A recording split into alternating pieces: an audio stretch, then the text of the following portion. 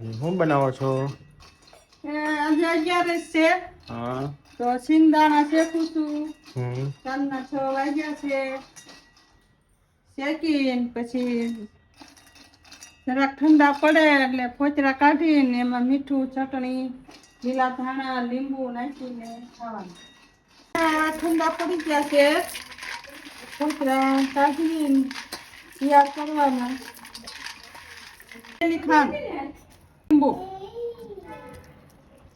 ધાણા, થોડીક હળદર, લાલ મરચું, તેલ. હવે આ બધું મિક્સ કરવાનું. ચેવડો બનાવીને ખાતા. હવે પાછા આવા મીંડા બધા ખાવા. ખાઈ જો એકવાર કેવી મજા આવે ખાવામાં. જો આ સિંગદાણા ચેવડો તૈયાર.